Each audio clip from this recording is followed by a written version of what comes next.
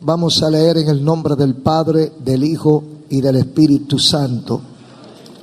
Aquí en el capítulo 8, versículos 1 al 3 del profeta tocayo Ezequiel.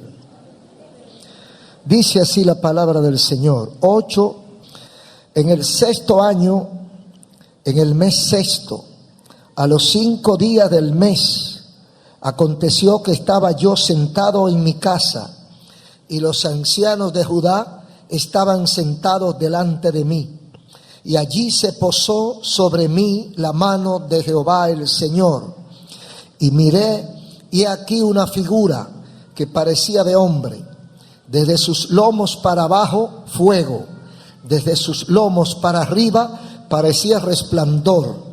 El aspecto de bronce refulgente. Y aquella figura extendió la mano y me tomó por las guedejas de mi cabeza. Y el Espíritu me alzó entre el cielo y la tierra, y me llevó en visiones de Dios a Jerusalén, a la entrada de la puerta de adentro, que mira hacia el norte, donde estaba la habitación de la imagen del celo, la que provoca a celos. Amén. Ese es el tema que queremos tratar en esta oportunidad. La imagen del celo, no del cielo, del celo. Celo es lo que la gente siente cuando lo provocan. Celo es lo que un hombre siente cuando ve a su mujer complaciente con otro varón. Celo es lo que siente una mujer cuando ve a su esposo muy romántico, pero no con ella. Celo es lo que siente un niño cuando usted acaricia a otro frente a él. Se levanta y va donde usted, como quien dice: yo estoy aquí. ¿Qué pasa? Quiero compartir con ustedes sobre Israel, la visión que tuvo Ezequiel sobre la situación espiritual del pueblo de Dios y sobre una serie de episodios que yo le llamo escalinata de perdición que tuvo Israel y que podemos tener nosotros, porque Israel no es más que un espejo del pueblo de Dios o de la gente que aspira a servirle a Dios. Y es una pendiente como que la gente utiliza para en torno a su relación con Dios. Ustedes saben que los grandes edificios poseen escaleras de emergencia, además de las internas o de los elevadores. Y cuando hay un incendio, el que está arriba utiliza la escalera para alejarse del incendio. Pero el que está abajo puede usar la escalera para subir a rescatar algo. Entonces, mientras uno baja para huir y alejarse del peligro, el otro sube y se acerca al peligro utilizando la escalera. En nuestro mundo, nuestra sociedad, pareciera como que hay gente que tienen licencia para pecar. Licencia que le permite vivir una vida imperturbable de iniquidad. Es decir, que cometen un pecado tras otro y no sienten ni siquiera remordimiento, sino que se van ensuciando cada día más y se van haciendo insensibles al pecado, se van blindando como para que el pecado no le penetre, porque ya se ha hecho costumbre. En las relaciones hombre-Dios o Dios-hombre existe un margen permisivo del límite. O sea, Dios va permitiendo cosas. Dios va siendo condescendiente. Dios va dando oportunidades. Y a veces creemos que son interminables. A veces creemos que siempre será así. Pero según uno aprende en la Biblia, hay un límite. Hay un punto donde Dios dice, ya, basta, de aquí no vas a pasar. Y si no, a menos que haya un cambio en la vida, si no hay un cambio en la vida, entonces vamos rumbo a la catástrofe, a pesar de la misericordia y de la paciencia divina. Gloria a Dios. Y yo tengo 3 enfoques que hace el profeta Ezequiel sobre la situación espiritual del pueblo que se llamó de Dios y de lo que hoy se llama pueblo de Dios, que es el conglomerado de gente que intenta servirle a Dios, que hace un esfuerzo por hacer la voluntad de Dios. Y lo hemos dividido en 3 fases. La primera es la inclinación pecaminosa, humana. La segunda es el propósito redentor de Dios frente a nuestra necesidad. Y la tercera es castigo de Dios a los indiferentes, o sentencia de castigo de Dios hacia la indiferencia. Y aquí en el versículo 1 al 3 del capítulo 8 tenemos la visión del profeta.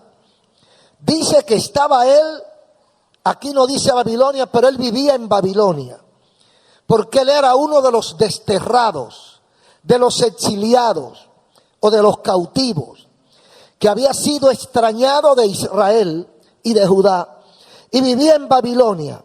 Y dice que él estaba sentado en su casa, dice en mi casa, y los ancianos de Judá, que también eran expatriados, porque Judá había sido invadida, estaban sentados delante de mí.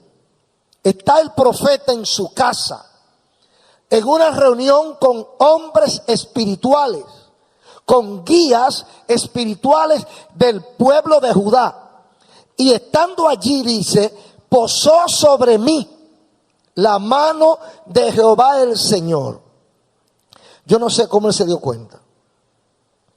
Yo no sé si alguno de ustedes tiene esa experiencia. Yo no sé si algún momento usted ha sentido que la mano de Dios ha posado sobre usted. Yo no sé si usted en algún momento ha sentido una visitación especial, extraordinaria, no acostumbrada de Dios. Él no está provocando a Dios. Él está sentado en su casa.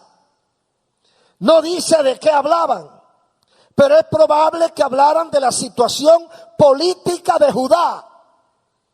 Y estando él hablando con esos hombres, guías espirituales y religiosos, dice, se posó sobre mí la mano de Jehová. Y cuando se posa la mano de Jehová sobre mí, versículo 2, miré. Y he aquí una figura que parecía de hombre. Él está diciendo lo que él percibe, no lo que era, sino la forma de él comunicar la experiencia que él está teniendo. Una figura que parecía de hombre. Desde su lomo para abajo fuego y para arriba resplandor. Y aquella figura extendió la mano y me tomó y me sostuvo entre el cielo y la tierra. Y yo miré hacia Jerusalén, porque ese era el propósito de Dios. Lo hizo mirar a Jerusalén, extendió la mano, lo tomó, me alzó y me llevó a Jerusalén. Dios toma al profeta en visión, lo levanta y lo lleva a Jerusalén. Y lo pone a mirar hacia el templo, hacia adentro del templo, para que viera lo que había allí. Y dice aquí, me llevó en visiones a Jerusalén, a la entrada de la puerta de adentro, que mira el norte, donde estaba la habitación de la imagen del celo, la que provoca celo. Aleluya. ¿Cuál era el propósito de Dios? ¿Qué buscaba Dios? Dios quería enseñarle al profeta lo que estaba ocurriendo en el templo de Jehová. A veces nosotros pensamos como que Dios es ajeno a nuestra vida. A veces nosotros creemos como que Dios no se mete en las cosas que nosotros hacemos. A veces nosotros creemos que porque nos ocultemos, Dios no nos está chequeando, no nos está mirando. Pero Dios está atento a todo lo que pasa en su pueblo. No importa dónde nos reunamos. Y entonces Dios nos manda por primer lugar ese mensaje. ¿Qué vio el profeta cuando fue llevado a ese lugar? La imagen del celo. ¿Quién es que dice que esa es la imagen del celo? Dios. ¿Quién es que siente celo con esa imagen? Dios. Entonces no tenemos que ser teólogos para entender cuál era la imagen del celo.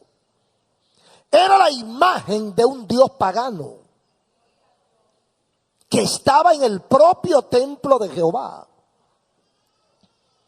Era una escultura, una imagen, una esfinge, una pintura de la imagen o de una imagen, algo imaginario, un Dios imaginario de un Dios falso, un Dios Baal que estaba en el propio templo de Dios y provocaba a Dios a celo. Entonces ahí comienza el problema del pueblo de Dios, provocando el celo de Dios. ¿Qué vio el profeta? ¿Qué más vio? Dice el versículo 10, mismo capítulo 8 de Ezequiel. Entré pues y miré, y he aquí toda forma de reptiles y bestias abominables, y todos los ídolos de la casa de Israel que estaban pintados en la pared. ¿Qué vio Ezequiel cuando mete su mirada hacia el templo? Un santuario.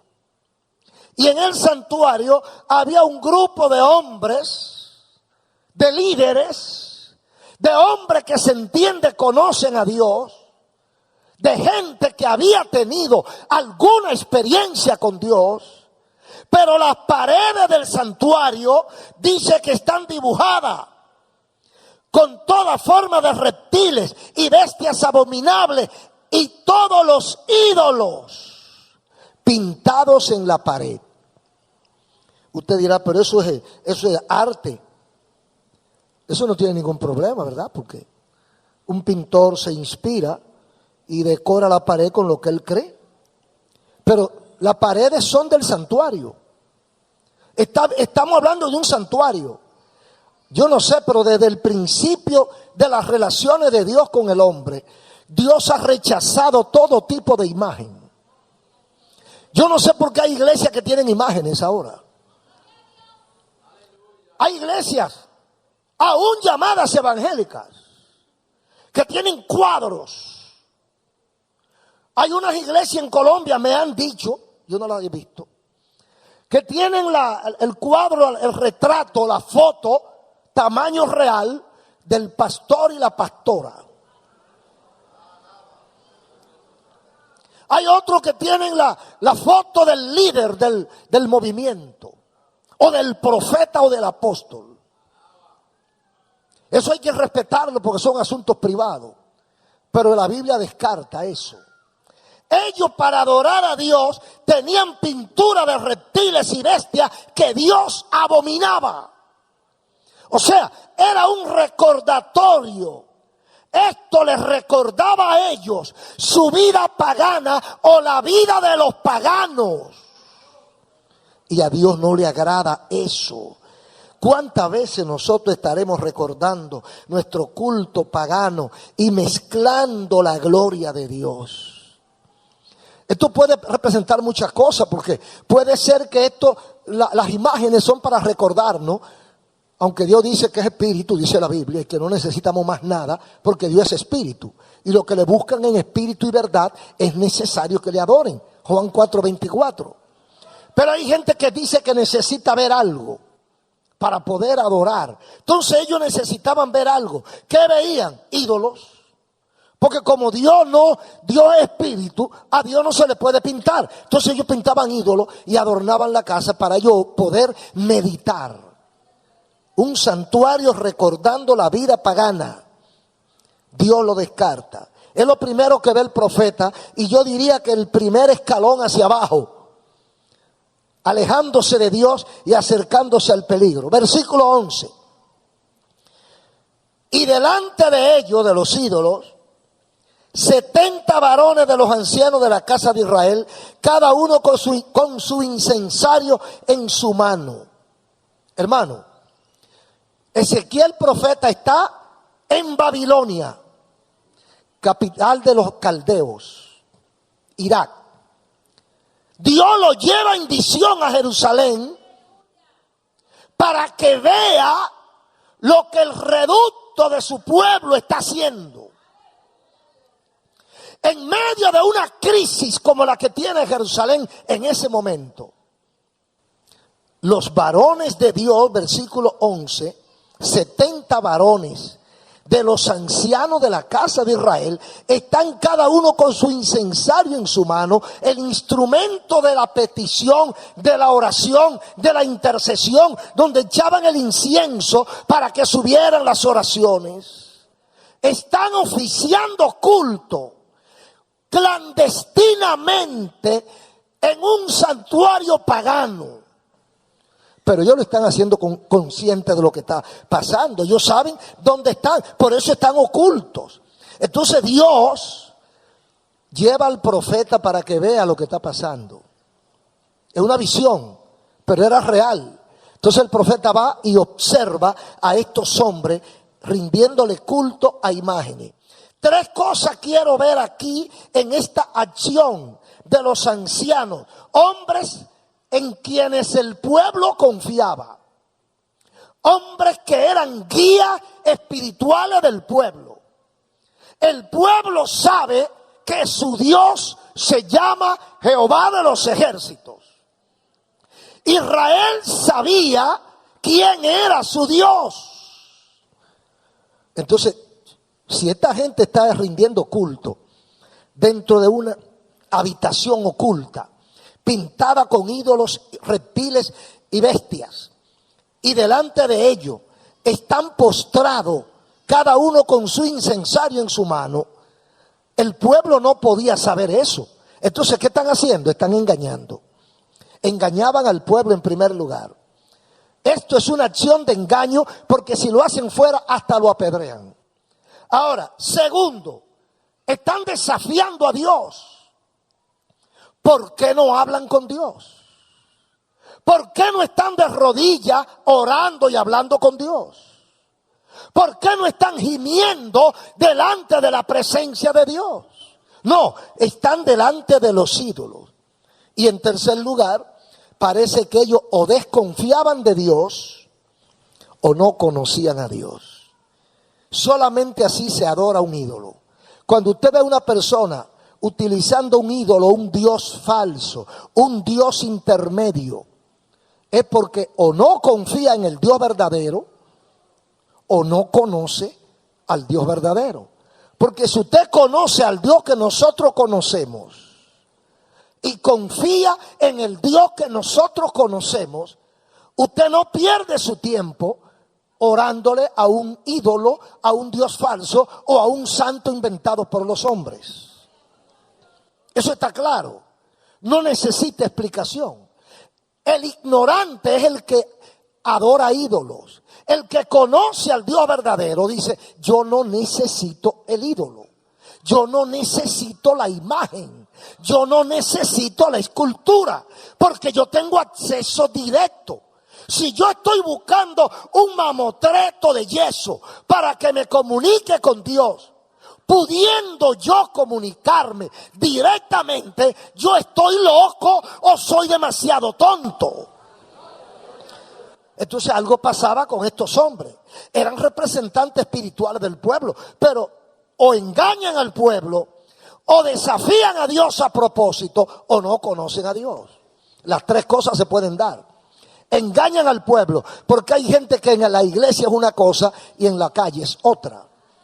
Entonces hay gente que se presentan de una forma afuera y cuando en la habitación oculta, entonces ellos son ellos, no son la pantalla que presentaron. Entonces parece que ellos engañaban al pueblo, haciéndose pasar por lo que ellos no eran. En segundo lugar, si ellos conocían a Dios, era una provocación directa, era un desafío a las alturas, y eso es peligroso, no se lo recomiendo a nadie. Tercer escalón hacia la perdición, versículo 12 del capítulo 8 de Ezequiel profeta. Entonces, y me dijo, hijo de hombre, ¿has visto las cosas que los ancianos de la casa de Israel hacen en tinieblas, cada uno en su cámara pintada de imágenes? Hermanos, estaban engañando. Le estaban vendiendo una cosa al pueblo y ellos estaban haciendo otra. Estaban diciendo que ellos hablaban con Dios. Ellos hablaban con las imágenes. Cuando salían de ahí, de ese santuario, ellos a lo mejor le decían un cuento al pueblo. Jehová dijo tal cosa. Jehová dijo que te va a prosperar. Pero no le dicen que lo primero que Jehová dijo fue, arrepiéntanse. Porque Dios va a prosperar, pero primero hay que arrepentirse. Dios bendice, pero primero hay que limpiarse. Porque lo más catastrófico sería que Dios bendiga a un sucio. Porque entonces multiplicará su suciedad. Entonces Dios primero lo limpia, Dios primero lo cambia, Dios primero lo transforma y luego lo bendice.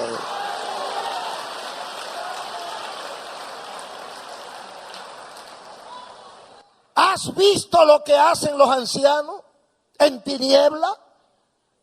¿Te has dado cuenta lo que están haciendo? Nadie lo sabe. El pueblo de Jerusalén está totalmente ajeno. Dios toma al profeta desde Babilonia para mostrarle lo que hacen ellos en secreto. Los ancianos de la casa de Israel hacen en tiniebla, cada uno en su cámara pintada de imágenes. Oh, bendito sea el Señor. No había sinceridad. Querían conservar su estatus de líderes, de ancianos, de guía del pueblo, pero no se comunicaban con Dios. Eso sí es peligroso. Amigos y hermanos, eso está pasando en el siglo XXI y pasó en la parte final del siglo XX. Hay muchos hombres y mujeres de Dios en el último tiempo que, como dice 1 Timoteo capítulo 3, tiempos difíciles. Está pasando hoy gente que aprendió a comer del panal de la gloria de Dios. Se acostumbró a comer de la miel de Dios, pero por su inconducta, por su maldad, Dios les retiró el panal. Y se han quedado como perico en la estaca, oliendo donde guisan.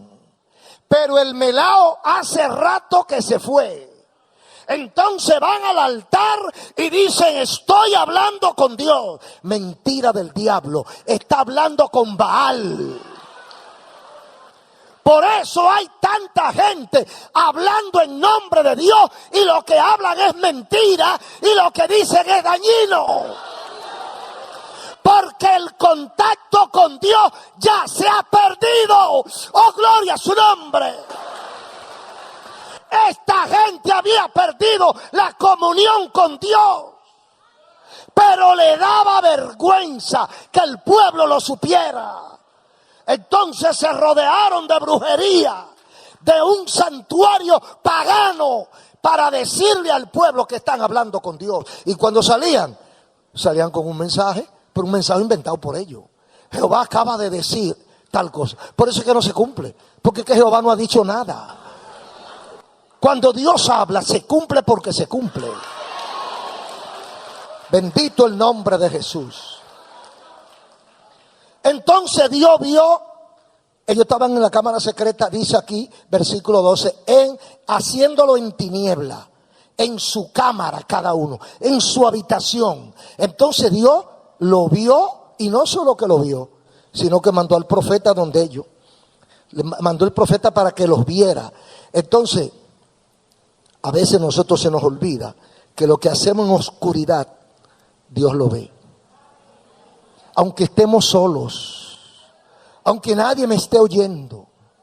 Por eso es que hay que tener cuidado, hermano. Usted no le está sirviendo a un muñeco.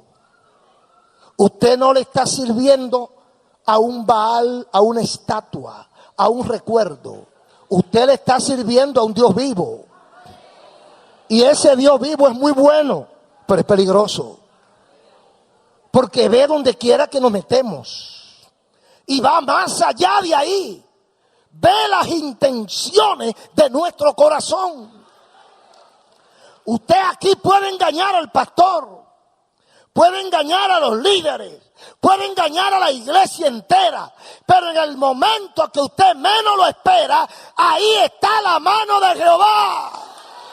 El brazo de Dios le puede castigar de mala forma. A veces la gente pide la oración. Y cuando usted oye el poquito que pueden decir de lo que le pasó, usted se da cuenta que trató de engañar a Dios y sencillamente está recibiendo algo de lo que le toca. Porque Dios no es muñeco y Dios no es tonto. Entonces, si usted sabe que Dios es real, ¿por qué relaja con Él? No juegue con Dios. Váyase a otro sitio a relajar. En los hechos, la iglesia primitiva comenzó con 2 muertos. Y Dios solamente lo hizo como un metamensaje. No siguió matando mentirosos, porque imagínense. Pero usted busca en el capítulo 5 de los hechos, usted encuentra una pareja, una parejita. Por habladores murió el esposo. Y detrás murió la esposa porque vino a sostener la misma mentira. Ananías y Zafira. Porque es que no podemos jugar con Dios. Usted dice, no, Dios no se mete en eso. Ah, Dios no se mete en eso. Lo que pasa es que tú no te das cuenta que Dios te está chequeando. Y por la vía que tú menos esperas, viene la respuesta. ¿Y por qué me pasó esto? Si yo soy un hombre cristiano. Ajá, tú eres cristiano.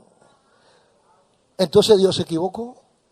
El tablazo que te vino, el golpe que te vino, depende. Mire, esos vientos, esos aguaceros, son lo que tú sembraste.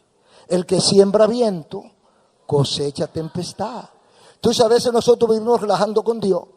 Una cosa en la iglesia y otra cosa en la casa. Una cosa en el trabajo y otra cosa en la casa. Y cuando viene el golpe, los hermanos están orando. Ay, pidan a Dios misericordia.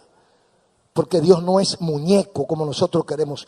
Versículo 12, segunda parte. Ahí viene la excusa. O sea, el que peca, el que desobedece a Dios, el hombre o la mujer, evangélico o no, que sabe lo que debe hacer y no lo hace, está desobedeciendo a Dios. Pero tiene una excusa. Tiene una excusa, decían ellos, porque dicen ellos, no nos ve Jehová. Jehová ha abandonado la tierra. Hoy la gente dice, Dios no se mete en eso. Dios no se mete conmigo. Dios me soltó en banda a mí. Eso crees tú que Dios te soltó en banda. Usted sabe que de los 8 o 10 mil millones de personas que hay y de los que han habido en la tierra, Dios no ha soltado en banda ni uno solo. A todos nos tiene pendiente. Y usted dirá, ¿y cómo? Porque nosotros lo pensamos con la mente finitica de nosotros. ¿Y cómo? Bueno, el cómo no es problema tuyo. El cómo es de Él. Él es que sabe cómo. Pero Él sí sabemos, conforme a la Biblia, que ni la hoja de un árbol se mueve sin su consentimiento. Mire, si el sistema informático tiene un control casi exacto de las cosas, y un hombre tiene una empresa con 4, 5, 20 dependencias, con 2 o 3 mil empleados, y a través de su computadora lo controla todo. Imagínese usted Dios. Imagínese usted el tamaño y la capacidad de la computadora divina. Entonces Dios está atendiéndote a ti. Dios no se ha olvidado de ti. Dios no se ha apartado. No creas que Dios se olvidó de tu familia y que tú no le importas a Dios. No creas que tu abandono se debe a que Dios se olvidó de ti.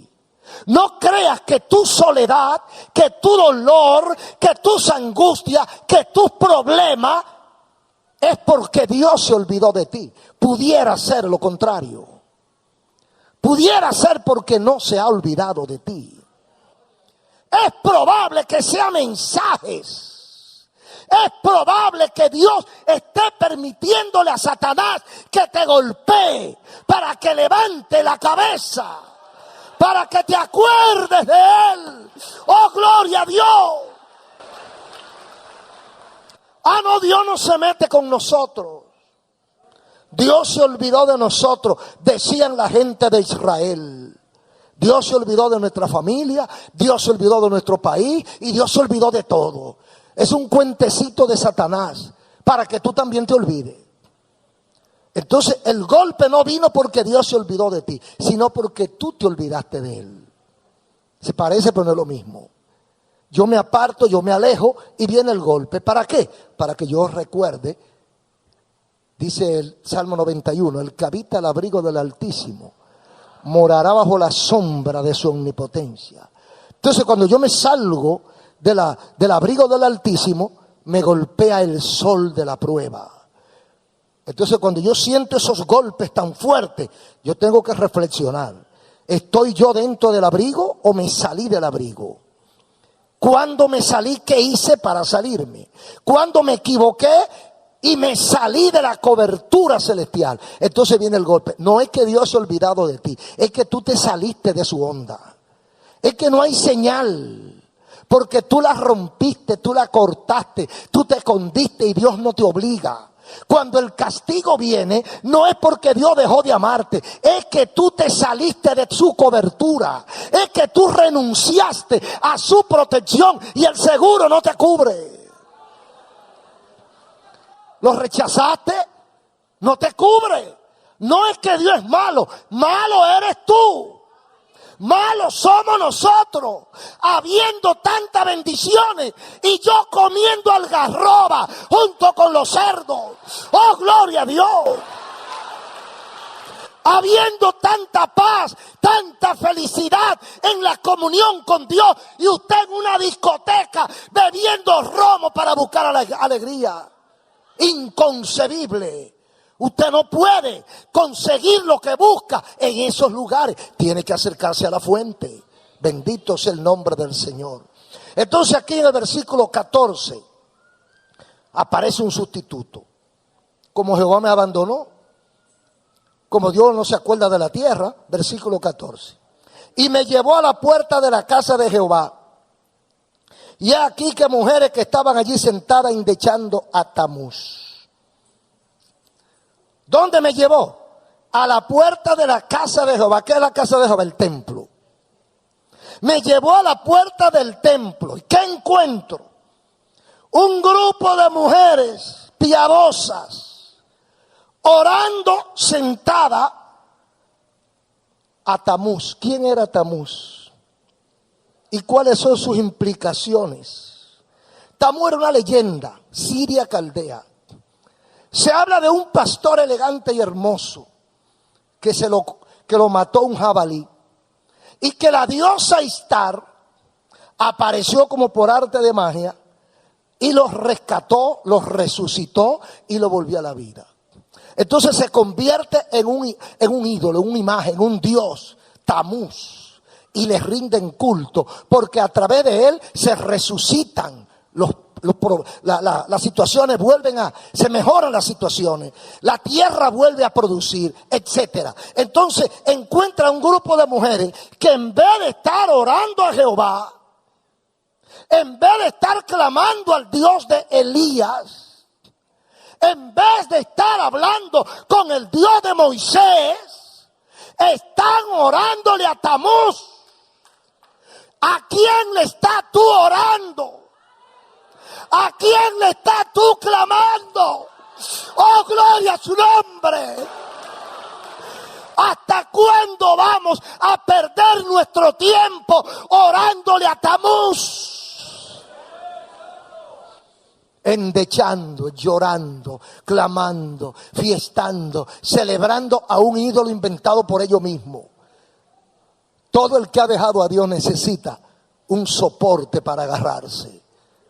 Y cuando usted se aparta de Dios, anda buscando como loco a qué agarrar. Y ahí aparece el diablo y le presenta: toma, agárrate de esta rama. Y usted no se da cuenta que está seca. Y que el tronco también está seco. Y que usted se va a caer con todo y rama y se va a ir al infierno. Agárrate del tronco verde que se llama Jesucristo.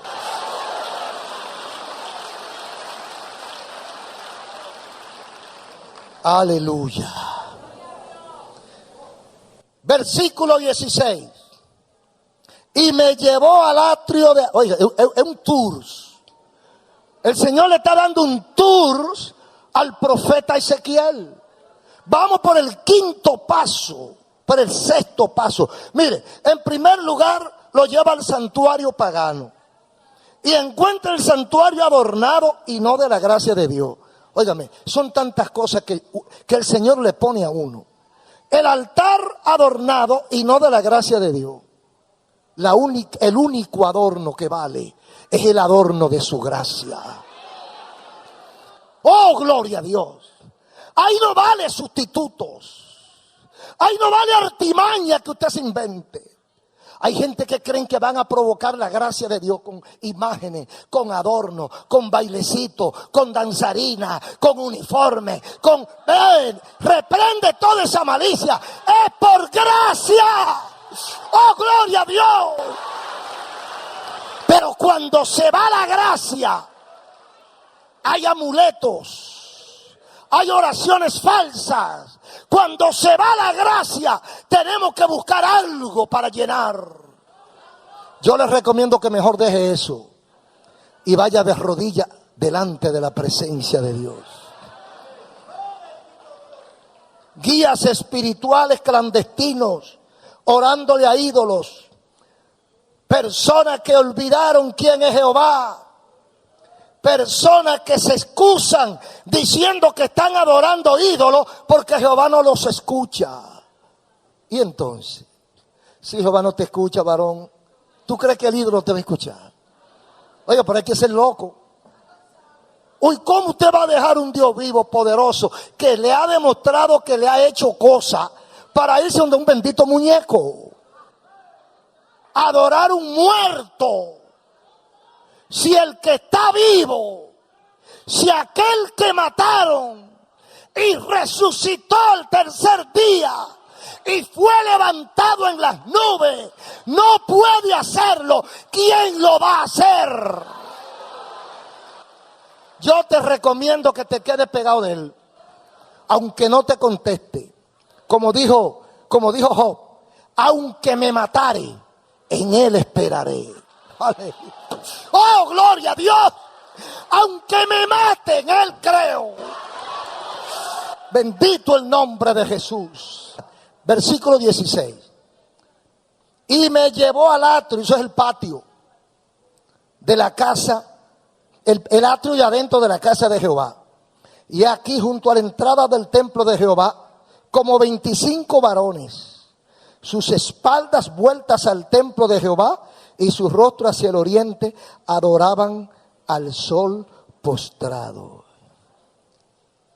Usted lo cogió el hilito. Espalda a Dios y el frente al sol. Porque para ellos el sol era un Dios. Entonces ellos le dan la espalda al Dios verdadero. Ellos están clamando, ya contigo no va nada, Jehová.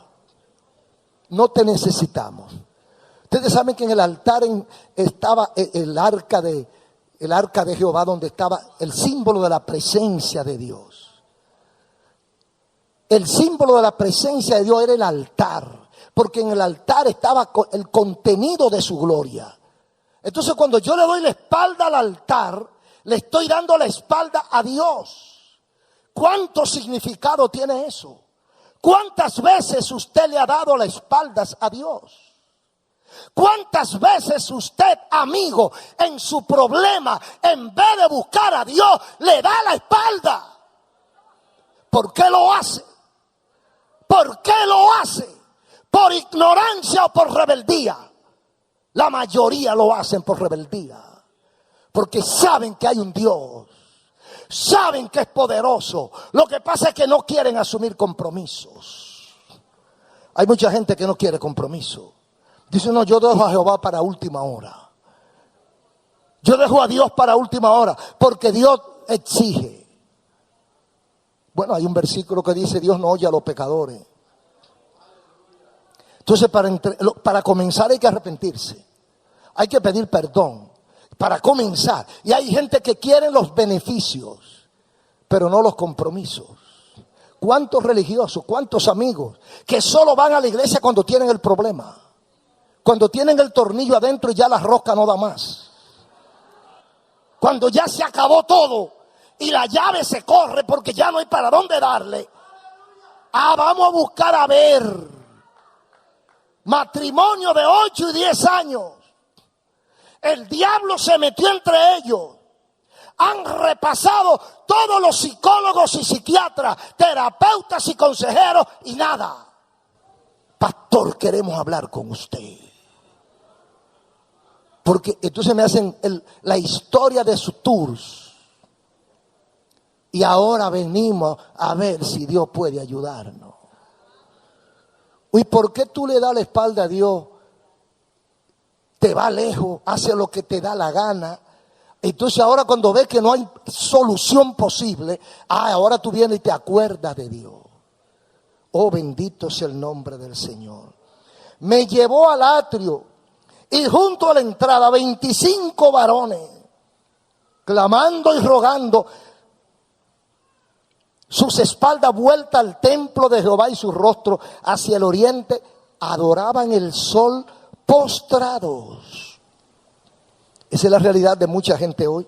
Buscan solución en su crisis económica, familiar o de salud, pero de espaldas al verdadero Dios.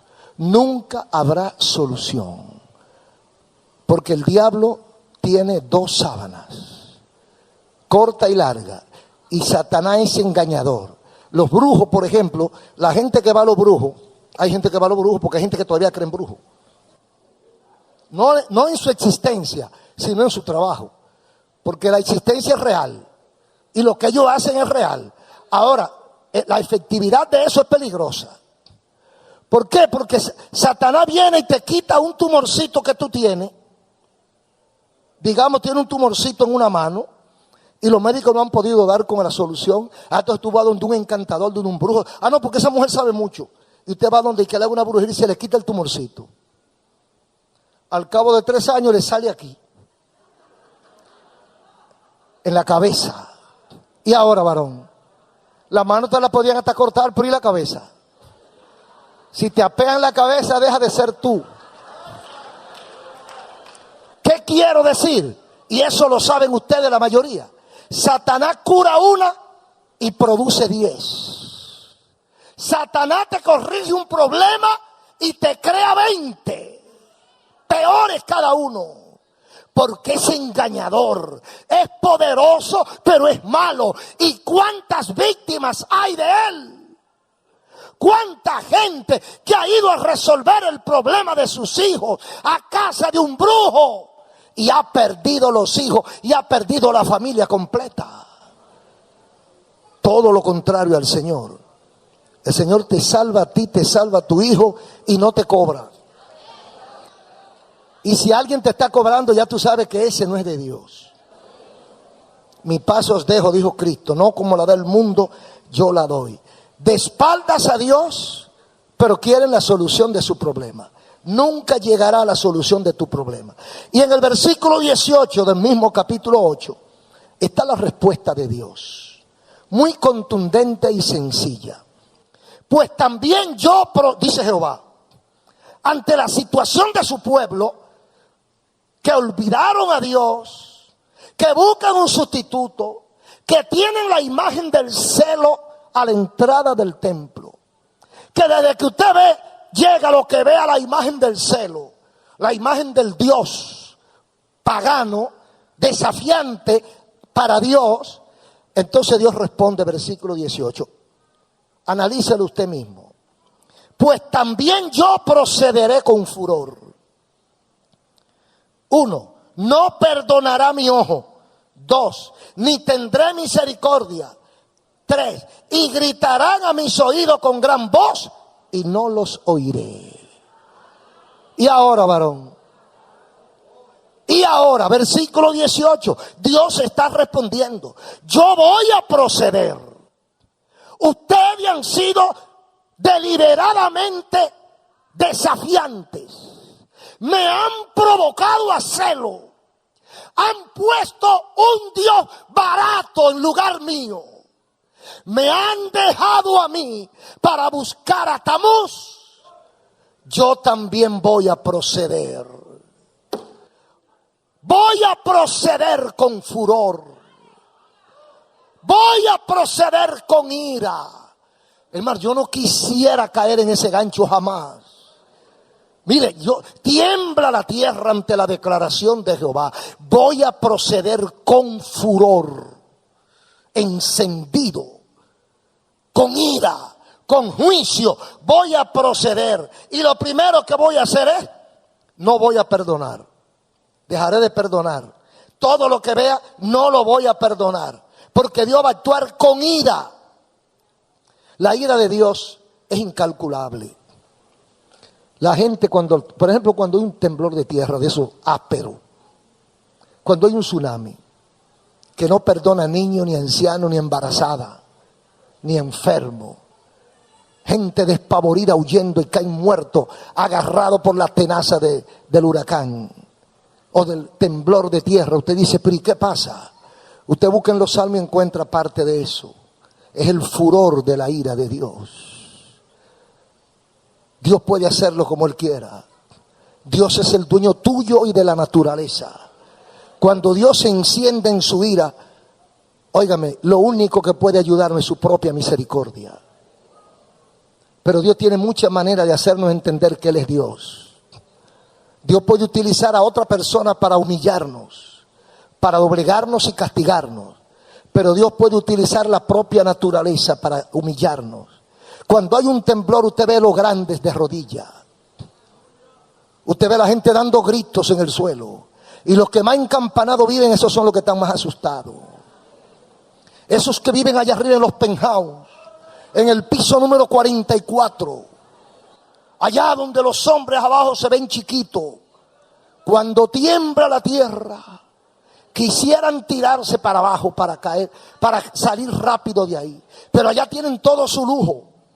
Allá cuando usted llega cree que llegó al cielo de tan lindo que está. Pero cuando tiembla esa tierra en alta mar y se hacen esos vacíos en el océano, eso es peligroso. La ira de Dios no tiene control. Dice aquí, yo procederé con furor. Dios actuará con ira. No habrá perdón. No habrá compasión. Y lo que más duele es lo último. No los oiré.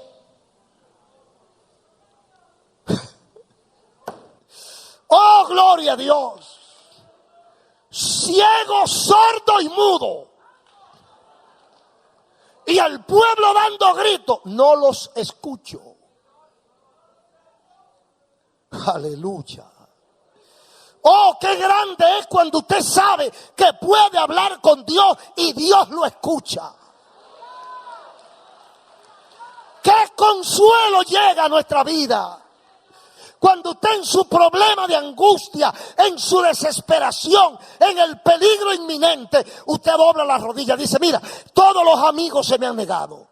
No tengo fuerza humana para detener esta catástrofe. Y usted cae de rodillas y clama a Dios. Jehová, Dios de Abraham, Dios de Elías, aquí está tu siervo.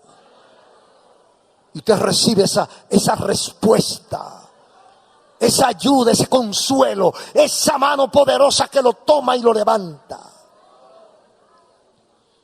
Pero qué grande cuando usted no tiene a quien clamar. Cuando Dios le dijo que no te va a escuchar. Por más que grite, no te oigo. Cerré los oídos. Eso es poderosamente malo. Y es evitable, porque todo esto cayó por su desobediencia, por su constante desvío del camino del Señor, hasta que llevan a Dios a la ira total. Y Dios se pronuncia y dice, y no los oiré. Óigame, cuando Dios llega a ese punto, por eso fue que comenzamos diciendo que hay gente que se cree que tiene licencia para pecar. Y no sabe que la misericordia de Dios, que se maneja a través del mecanismo de su propia paciencia, tiene un límite. Hay un momento en que Dios dice, ya. Oiga, y cuando Dios dice ya, no hay manera de cambiarlo. Porque es que ya no te va a escuchar para que entren en acuerdo. Porque ya dejó de oírte. ¿Vas a esperar que Dios cierre sus oídos hacia ti? ¿Vas a esperar que Dios te cierre los oídos y que le ponga los 7 candados y lance la llave al mar? ¿Qué estás esperando en tu situación espiritual? ¿Cuántas lágrimas ha derramado? Pero Dios ha mandado a alguien. Sí, qué bonito es eso. Aquí hay miles de testimonios. Yo tengo también. Que hemos clamado a Dios y Dios ha enviado, yo digo que un ángel. Y ha llegado hasta nosotros con la solución en las manos. Pero qué grande cuando usted no tiene a quien clamar. Cuando usted es huérfano de padre y madre. Ah, no, que yo voy a llamar a mi papá. Yo no tengo papá. Yo no tengo mamá. Se murieron yo pequeño y no conozco mis tíos ni mis abuelos. Estoy solo en la vida, no tengo a quien clamar. Cuando usted se aparta de Dios, cuando usted es persistente en su pecado, cuando usted continúa en contra de la voluntad de Dios en pecado y Dios cierra su oído, usted es peor que un huérfano. Por eso es que hay gente que se pega un tiro. Hay gente que llega a la conclusión de que no hace nada en el mundo y se quita del medio, pero cree que va a resolver con eso. Y ahí es que comienza su calvario. Porque ahí sí es verdad que comienza el problema. Tratemos de no llegar a ese punto. La imagen del celo. No provoquemos a Dios. ¿Y cómo provoca usted a Dios? ¿Cómo yo puedo provocar a Dios? Poniendo a algo o a alguien en lugar de Él. Dice la Biblia, el que ama a padre, madre, hijo o heredad más que a mí, no es digno de mí, dice el Señor. Entonces usted puede provocar a celo a Dios con su forma de vivir. Trate de enmendar esa situación para que Dios tenga misericordia a tiempo, porque hay un margen que yo no sé hasta dónde llega. Usted no sabe hasta cuándo Dios lo va a estar esperando. ¿Cuántas veces Dios te ha llamado? ¿Cuántas veces Dios te ha hablado? ¿Cuántas veces tú has escuchado la voz de Dios? Por los oídos, por los ojos o en el corazón. ¿Cuántas veces un niño te ha hablado y tú dices, me está hablando Dios? ¿Cuántas veces usted ha oído un mensaje bíblico y usted dice, Dios me acaba de hablar? ¿Cuántas veces usted ha tenido un sueño y usted despierta llorando y temeroso? Me voy a convertir porque Dios me está llamando. ¿Cuántas veces Dios te ha llamado y tú has dicho no?